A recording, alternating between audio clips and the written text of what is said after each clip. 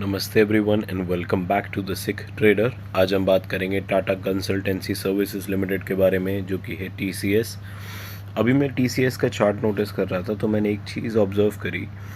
TCS का जो एक बहुत मेजर सपोर्ट था वो ब्रीच हो चुका है। अगर आप यहाँ पे नोटिस करेंगे तो 2280 या फिर आप इसे 2300 मान लीजिए। 2300 का एक बहुत मेजर सपोर्ट था जो इस वीक में क्रैक होके नीचे आ चुका है। अब क्या है कि यहाँ पर प्राइस ने पहले स्ट्रगल करा और थोड़ा बहुत बैलेंस करने की कोशिश करी। इस कैंडल को ध्यान से देखिए, मतलब यहाँ पे ना लोगों ने बाइंग करने की भी बहुत अच्छी कोशिश करी, लेकिन उतना प्रेशर बना हुआ था सेलिंग का कि कंटिन्यूसली फिर से वहाँ से कोलैप्स शुरू हो गया। अब वही चीज़ हम हर बार नोटिस करते हैं कि मार्केट हमेशा एकदम से धम नीचे नहीं गिरती, हल्का फुल्का पुल बैक लेकर ही मार्केट नीचे जाती है, और वही चीज़ यहाँ पे देखने को मिल रही है। अब अगर टीसीएस 2000 की रेंज को भी ब्रीच करता है, अभी करंटली आप मानो 2030 पे है, अगर ये 2000 को भी ब्रीच कर गया तो अगला टारगेट आपको 1800 तक का देखने को मिल सकता है। माने टीसीएस में अभी और सेलिंग का पोटेंशियल बाकी है। अब ग्लोबल इम्पैक्ट, जियोपॉलिटिक्स, बहुत सारे सिनेरियोज है जिसकी वजह से मैं थोड़ा सा आईटी पे अभी इन्वेस्ट करना प्रेफर नहीं कर रहा, क्योंकि आईटी सेक्टर ना बहुत ज़्यादा डैमेज हो चुका है सिंस अ वाइल नाउ। अब टीसीएस, मुझे ये पता है कि टीसीएस लॉन्ग टर्म के लिए एक बहुत अच्छा इन्वेस्टमेंट है, लेकिन स्टिल मेरे मन में एक वुड यू कॉल इट, मतलब मेरे को एक सेटिस्फैक्शन नहीं है कि किस पर्टिकुलर प्राइस रेंज में मुझे बाय करना चाहिए। अगर हम यहाँ पे एक छोटी सी चीज़ और नोटिस करेंगे तो हम यहाँ पर देखेंगे कि टीसीएस जो है अभी अपने करंट बेस को जस्ट ब्रीच करके वापस नीचे आया है। आप यहाँ पे नोटिस करो, ये 1 डे की एक कैंडल है।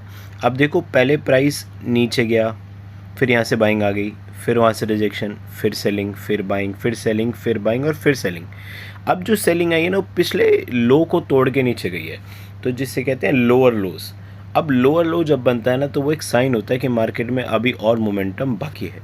प्लस अगर हम यहाँ पे एक और चीज़ नोटिस करें कि अगर आप वॉल्यूम कैंडल्स देखोगे तो रेड कैंडल्स में वॉल्यूम हमें थोड़ा बहुत देखने को मिल रहा है, जो कि ज़्यादा है। अब यहाँ पे देखो, ग्रीन अचानक से एक दिन पे बाइंग आई होगी, वो भी किसी न्यूज़ पे या किसी पर्टिकुलर इवेंट पे आई होगी। उसके बाद से कंटिन्यूसली मेरे को दिख रहा है कि भैया प्रेशर बढ़ता जा रहा है सेलिंग के टुवर्ड्स। अब जो लोग ऊपर की रेंज से बैठे हैं उनके लिए क्या लुकआउट रहेगा?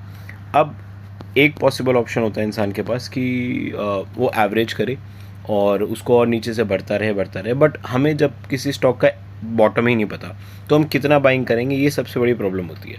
तो I would suggest, and I mean this is not an advice, this is just a educational perspective, कि अगर कोई भी इन्वेस्टिंग करने का सोच रहा है तो प्लीज़ रिसर्च करो, देखो आईटी क्यों गिर रहा है, किस तरीके से और कोलैप्स हो सकता है और ये कहाँ तक जा सकता है। जियोपॉलिटिकल इवेंट्स को थोड़ा सा ट्रैक रखो, क्योंकि अगर आप आईटी में अभी इन्वेस्ट कर दोगे और अगर वो और फर्दर कोलैप्स हो गया तो हो सकता है आपके प्राइस रेंज से वो और भी ज़्यादा नीचे गिर जाए। तो this video is strictly for educational purposes, please do your own research before investing. ये एक एडवाइस नहीं है, but what I see is कि 1800 की जो रेंज है स्टॉक के लिए, वो एक मेजर बेस का काम करेगा। अगर 1800 भी ब्रीच हो गया तो ये 1400 तक गिरने का पोटेंशियल रखता है। लेकिन इसका पॉजिटिव साइड क्या है? प्राइस अभी करंटली 2000 रुपये पर है, और अगर आप बेसिक टेक्निकल्स भी समझते हैं तो आप यहाँ पे एक चीज़ नोटिस करेंगे कि जो 2000 की रेंज है उससे स्टॉक वापस ऊपर भागता है।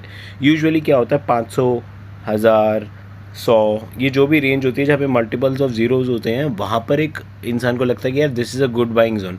तो एक there is a very fair chance कि आने वाले टाइम में 2000 के ऊपर ही क्लोजिंग ले ले। जब भी हमें 2000 के ऊपर 1, 2 या 3 दिन लगातार, वैसे तो मैं कहूँगा एक वीक की क्लोजिंग देखो, एक वीक में जब भी ये 2000 के ऊपर क्लोज होता है तब आप यहाँ पे बाइंग का थोड़ा बहुत सोच सकते हो।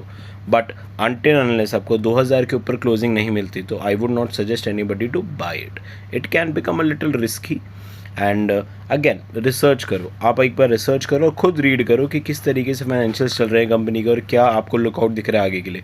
टीसीएस लॉन्ग टर्म के लिए सॉलिड है, मुझे कोई प्रॉब्लम नहीं दिखती टीसीएस में, लेकिन अगेन बहुत सारी ऐसी चीज़ें होती हैं, टेक्नोलॉजिकल एडवांसमेंट्स होते हैं, ग्लोबल इवेंट्स होते हैं, जिससे थोड़ा बहुत इम्पैक्ट आता है।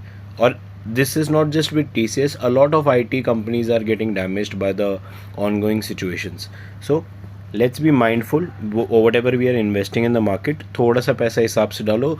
The markets are not that good right now.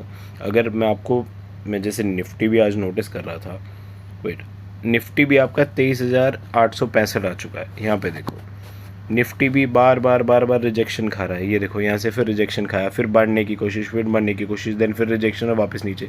अब चांस है कि निफ्टी भी 23,650 आ जाएगा। तो क्या ये प्रेशर बन रहा है मार्केट में? पॉजिटिव मोमेंटम नहीं है मार्केट में, बहुत मेजर नेगेटिव मोमेंटम चल रहा है। तो प्लीज़ उसी हिसाब से इन्वेस्टमेंट करें और उसी हिसाब से केयरफुल रहें। That is my take on TCS। Thank you so much for watching. I hope you have an amazing day ahead.